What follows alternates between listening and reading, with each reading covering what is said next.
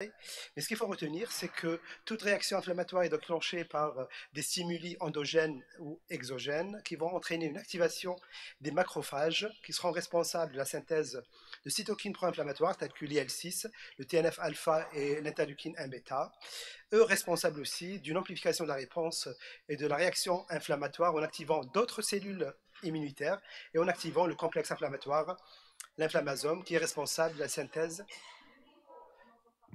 Ah bon? Parce que je m'entends. Euh, responsable de la synthèse de l'interleukine 1 bêta. Donc, toute mutation sur les gènes codant les protéines impliquées dans cette voie de signalisation va entraîner des maladies auto-inflammatoires comme la fièvre méditerranéenne familiale. On a aussi le rôle de l'interleukine 6, qui est la principale interleukine pro-inflammatoire, qui va entraîner une stimulation de la synthèse hépatique des protéines de l'inflammation et être responsable de la réponse systémique. Maintenant, pourquoi s'intéresser au bilan inflammatoire? Donc, on s'intéresse parce que c'est un outil clé dans la pratique médicale. Il permet de détecter, d'évaluer et de suivre les pathologies inflammatoires aiguës et chroniques, et pour éviter les pièges diagnostiques, puisqu'un grand nombre d'anomalies biologiques inflammatoires n'est pas toujours synonyme de maladie inflammatoire. L'objectif de ma présentation est de comprendre les principaux marqueurs inflammatoires, apprendre à les interpréter et savoir utiliser ces informations pour obtenir le diagnostic, orienter le diagnostic. Intéressons-nous maintenant aux marqueurs biologiques de l'inflammation. Donc, en premier marqueur, on a la vitesse de sédimentation, mesurée au millimètre. Elle correspond à la hauteur du plasma sans hématie dans un tube vertical au bout d'une heure. Son interprétation se fait en fonction de l'âge et du sexe. Sa limite supérieure chez l'homme correspond à l'âge sur 2 et chez la femme à l'âge plus 10 sur 2. Mais attention, cette VS est aspécifique et elle est influencée par plusieurs facteurs. Donc, elle se voit augmenter en cas de troubles métaboliques tels que l'obésité, le diabète et l'hypercholestérolémie. Mais aussi en cas d'anémie, de grossesse, d'hypergamma-globulinémie et d'insuffisance rénale.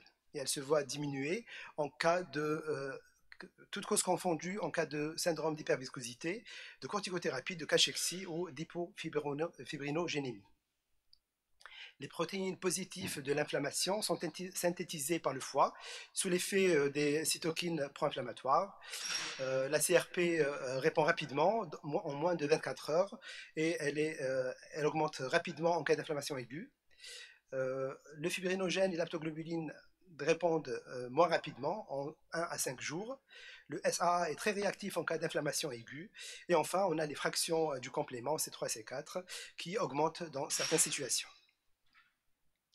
La procalcitonine est un marqueur d'inflammation d'origine infectieuse, bactérienne, mais aussi fungique et parasitaire systémique. Donc sa synthèse est stimulée par les cytokines pro-inflammatoires. Sa demi-vie est courte. Elle augmente entre la 2e et 6e heure après l'agression bactérienne à titre d'exemple, avec un pic en 24 à 48 heures. Et elle est prise à défaut en cas d'infection localisée ou de tuberculose. Elle est basse ou normale en cas de maladie auto-immune ou inflammation sans infection. Donc, ce tableau représente la probabilité d'avoir une infection bactérienne en fonction de la concentration en procalcitonine. Donc, gardez chez vous le seuil 0,5 pour une infection bactérienne possible et le seuil 2 pour un sepsis ou une infection grave. Donc finalement, la procalcitonine, elle permet de différencier entre infection bactérienne et inflammation non bactérienne. C'est un marqueur de sévérité. Souvenez-vous du seuil 2 pour les sepsis graves.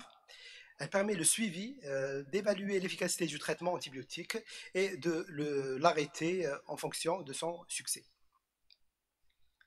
La procalcitonine est un outil diagnostique et pronostic puissant, mais doit être utilisé de manière complémentaire à d'autres examens cliniques et biologiques pour orienter les décisions thérapeutiques.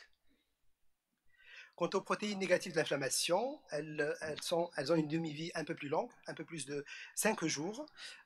Les principales sont l'albumine et la transférine, qui sont utilisées en pratique courante, et elles diminuent d'une manière progressive, et on observe cela en cas d'inflammation chronique.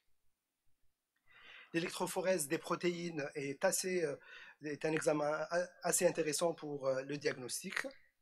Donc, elle permet de distinguer l'inflammation aiguë de l'inflammation chronique. À titre d'exemple, une augmentation d'alpha-2 globuline en l'absence d'hypoglobulinémie est très suggestif d'une inflammation aiguë. Une hypoalbuminémie est généralement retrouvée en cas d'inflammation chronique. Une hypergamma-globulinémie n'est pas toujours synonyme de syndrome inflammatoire chronique, puisque les gamma-globulines ne sont pas synthétisées par le foie, mais par les lymphocytes. Mais si celle-ci est associée à d'autres anomalies des protéines inflammatoires, elle est très suggestive d'une inflammation, donc d'un syndrome inflammatoire chronique. L'interprétation du bilan, il faut pour synthétiser, il faut analyser tous ces paramètres d'une manière combinée, en tenant compte de leur cinétique et de leur variation, et en tenant compte des autres facteurs non inflammatoires qui peuvent bien sûr influencer leur valeur. Voilà. Deux paramètres cinétiques différents sont requis pour établir un diagnostic précis d'un syndrome inflammatoire. Maintenant, quelle est la conduite à tenir devant un syndrome inflammatoire inexpliqué? Donc, comme première étape, il faut un interrogatoire minutieux à la recherche d'antécédents d'auto-immunité, d'infections chroniques néoplasiques ou d'atteintes hépatiques. Il faut rechercher aussi des symptômes associés tels que une altération de l'état général, des signes locaux ou des signes systémiques. Et puis interpréter le bilan en fonction. Donc généralement une inflammation aiguë est caractérisée par une CRP fortement augmentée, une VS modérément élevée, avec un taux d'alpha-1, alpha-2 globuline augmenté à l'EPP, et en cas d'infection associée à une procalcitonine élevée au-delà de 0,5.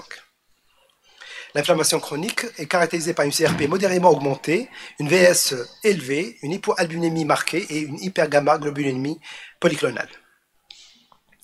Maintenant, il faut faire attention aux discordances. Donc, on peut avoir une CRP élevée avec une VS normale, donc en cas d'inflammation aiguë précoce ou d'inflammation de faible intensité, c'est le cas des infections localisées, ou une VS élevée avec une CRP normale en cas d'inflammation chronique ou de faible intensité, comme le cas de la polyarthrite rhumatoïde dans une phase peu active, ou des anomalies non inflammatoires comme l'anémie et l'hypergammaglobulinémie. On a vu toutes les situations dans les slides précédentes, ou en cas de conditions physiologiques telles que la grossesse ou le vieillissement.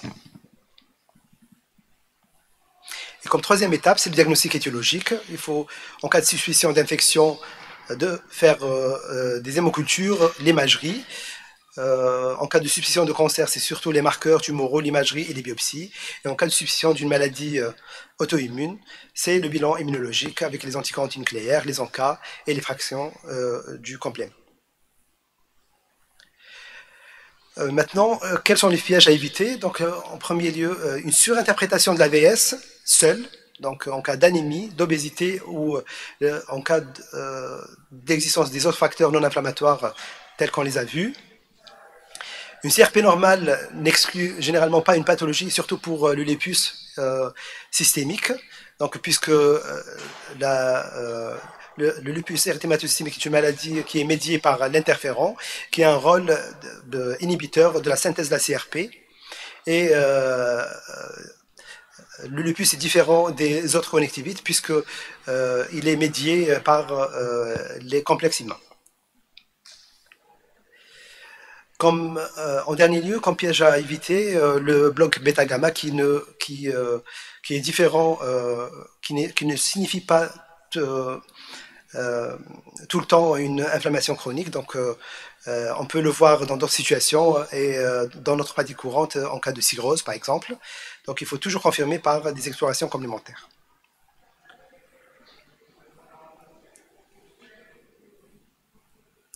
En conclusion, On peut dire que le bilan inflammatoire doit être interprété en tenant compte du contexte clinique et des autres paramètres biologiques. L'électrophorèse des protéines est un outil précieux pour différencier les causes d'inflammation. Une interprétation rigoureuse guide le diagnostic et évite des explorations inutiles. Merci de votre attention.